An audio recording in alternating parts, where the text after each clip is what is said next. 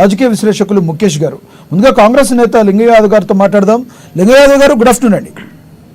Good afternoon Lingaiah Yadav గారు, మనం మరోసారి ఈ ఫోన్ ట్యాపింగ్ యొక్క కేసు గురించి మరొకసారి బయటికి రావడంతో అంతా కూడా ఉత్కంఠ నెలకొంది.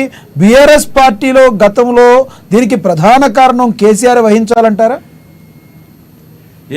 గుడ్ ఆఫ్టర్నూన్ అండి. ముందుగా అమ్మా న్యూస్ ప్రేక్షకులకు మరి అదేవిధంగా మీకు కో ప్యానలిస్టులందరికీ నమస్కారం అండి.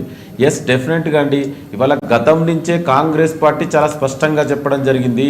కేసీఆర్ ప్రభుత్వం హయాంలో ఫోన్ ట్యాపింగ్ జరిగింది. కేసీఆర్ ప్రభుత్వం నియంతృత్వ విధానాలను అవమరించి ప్రజాస్వామ్య విధానాలకు రాజ్యాంగ స్ఫూర్తికి వ్యతిరేకంగా దాదాపు 10 సంవత్సరాలుగా పరిపాలన జరిగింది. ప్రత్యేకించి ఫోన్ ట్యాపింగ్ అనేది ఎంత దుర్మార్గమైనటువంటి చర్య అండి. ఇవాళ ప్రజాస్వామ్యంలో ఫోన్ ట్యాపింగ్ ఎవరి మీద చేస్తారండి? ఇవాళ మీకు అందరికి తెలియంది కాదు, అది కేంద్ర హోంమంత్రి అనుమతితోటి ఫోన్ ట్యాపింగ్ జరగాలి. ఒక ఉగ్రవాదుల మీద, దేశానికి వ్యతిరేకంగా పనిచేసే వాళ్ళ మీద చేసే ఫోన్ ట్యాపింగ్ ప్రజాస్వామ్యంలో ప్రధాన ప్రతిపక్ష నాయకుడి మీద, అదేవిధంగా ఇతర నాయకుల మీద, సొంత పార్టీ నాయకుల మీద, చివరికి ఎంత దుర్మార్గం అంటే భార్య భర్తలు కూడా ఏం మాట్లాడుకున్నారో విన్నారు. భార్య భర్తలు విడిపోవడానికి కూడా కారణమైనటువంటి దుర్మార్గుడు కేసీఆర్ ప్రభుత్వంలో జరిగింది. అదేవిధంగా బిజినెస్ మ్యాన్లని, ఇండస్ట్రియల్ని బెదిరించి వాళ్ళ భూములు, ఆస్తులు కూడా రాపించుకున్నారని ఇవాళ మనకు ఒక్కొక్కటిగా వాళ్ళు చేస్తున్నటువంటి దుర్మార్గమైనవన్నీ ఇవాళ బయటకు వస్తున్నాయి. అంటే మేము ఏం చెప్తున్నాం అంటే, ఇవాళ ప్రజాస్వామ్యంలో ఫోన్ ట్యాపింగ్ అనేది ఎవరండి? ఇవాళ రైట్ టు ప్రైవసీ ఇస్ అనే ఫండమెంటల్ రైట్. ఆర్టికల్ 21 సుప్రీంకోర్టు చాలా స్పష్టంగా చెప్పింది. Puttaswamy versus Union of India case supreme court చాలా స్పష్టంగా చెప్పింది. రైట్ టు ప్రైవసీ ఇస్ అనే ఫండమెంటల్ రైట్ అని. ఇవాళ ప్రాథమిక హక్కులను కూడా ఇవాళ భంగం చేసినటువంటి వ్యక్తి కేసీఆర్ పరిపాలన. ఇవాళ ఎంత దుర్మార్గమైంది. ప్రజాస్వామ్యంలో ఇలాంటి చేయొచ్చా? ఇంకా దాన్ని జస్టిఫై చేస్తున్నటువంటి వ్యక్తి కేసీఆర్. అంటే ఇవాళ కేసీఆర్ డెఫినెట్ కూడా పాత్ర ఉంది. ఇవాళ ఎలక్షన్ లో కూడా దాన్ని మిస్యూజ్ చేసి వాళ్ళ డబ్బులు పంపిణీ కూడా ప్రతిపక్ష నాయకులు ఏం మాట్లాడుకుని ఆ విధంగా వినియోగించినటువంటి చరిత్ర కేసీఆర్ది. చాలా స్పష్టమైంది. లింగంయాదవ్ గారు, ఎవరెవరు ఫోన్ ట్యాప్ అయినాయి అంటే దానిలో ఉత్తమ్ కుమార్ రెడ్డి గారిది, అదేవిధంగా కోమటిరెడ్డి వెంకటరెడ్డి గారి, వీళ్ళు కూడా ట్యాప్ అయినాయి అంటున్నారు. వీళ్ళు డబ్బులు కూడా పట్టుకున్నారని చెప్తున్నారు. నిజమేనా? అప్పుడు నేను అదే అంటున్నాండి. రేవంత్ ఆనాడు ప్రతిపక్ష నాయకుడు ఉన్నటువంటి పిసిసి అధ్యక్షుడు ఉన్నటువంటి రేవంత్ రెడ్డి నాయకుడు, అదేవిధంగా ఉత్తమ్ కుమార్ రెడ్డి, కోమటిరెడ్డి ఒక్కడే కాదండి, ఇలా బీజేపీ నాయకులు, సొంత బీఆర్ఎస్ పార్టీల నాయకులది కూడా, అంటే వాళ్ళ పార్టీ మీ నాయకులకే వాళ్ళ మీద నమ్మకం లేదు కేసీఆర్ కు.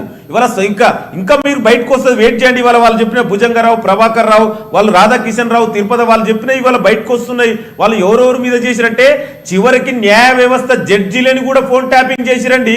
ఎంత దుర్మార్గమైనటువంటి వ్యవస్థలో కేసీఆర్ ప్రభుత్వంలో జరిగిందనేది ఇవాళ మనకు తెలుస్తుంది.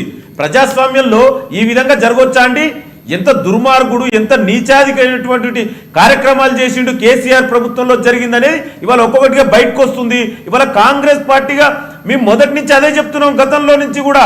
కేసీఆర్ పరిపాలన అంటే లీకేజీలు, ప్యాకేజీలు, స్కామ్లు, ఇవాళ బెదిరించడాలు, దౌర్జన్యాలు, దుర్మార్గమైనటువంటి ఇవాళ లిక్కర్ స్కామ్ కేసు ఏమైందో తెలిసింది. ఇవాళ లిక్కర్ స్కామ్ కేసులో కూడా కేసీఆర్ పాత్ర ఉందని తెలిసింది. ఇవాళ కాళేశ్వరంలో ఏమి జరిగిందో, ఎన్ని వేల కోట్లకు అవినీతి జరిగిందో మనకు తెలిసింది. ఇవాళ ఫోన్ ట్యాపింగ్ అనేది ఎంత దుర్మార్గమైనటువంటి, అవమానకీయమైన సంఘటన. మానవ ప్రజాస్వామ్యంలో రాజ్యాంగబద్ధంగా పరిపాలించవలసినటువంటి కేసీఆర్ ఈ విధంగా చేయొచ్చునా అండి? అంటే ఏం పూర్తి చేసిరు? తెలంగాణని ఒక సాధించి కొట్లాడి తెచ్చుకున్న తెలంగాణలో ప్రజాస్వామ్యబద్ధంగా పరిపాలించాలని 10 సంవత్సరాలు తెలంగాణ ప్రజలు కేసీఆర్కి అధికారం ఇస్తే ఇవాళ గడిలలో కూర్చొని కేసీఆర్ చేసింది ఇదా అండి? ఈ ప్రభుత్వం, అందుకే తెలంగాణ ప్రజాప్రభుత్వం, కాంగ్రెస్ ప్రజాప్రభుత్వం, రేవంత్ రెడ్డి గారి నాయకత్వంలో డెఫినెట్ కూడా మేము చెప్తున్నాం, ఏదైతే తప్పులు చేసిరో ఇవాళ తెలంగాణ ప్రజలకు తెలియజేయవలసిన అవసరం ఉంది. డెఫినెట్ కూడా దీనికి బాధ్యుడు గత ముఖ్యమంత్రి కేసీఆర్ కూడా డెఫినెట్ కూడా ప్రజా కోర్టులో శిక్షిస్తాం. ఇవాళ న్యాయపరంగా, చట్టపరంగా ఏ విధంగా దుర్మార్గమైనటువంటి కేసీఆర్ ని డెఫినెట్ కూడా శిక్ష పడే వరకు ఈ ప్రభుత్వం చివరి వరకు కొట్లాడుతుంది. ఎందుకంటే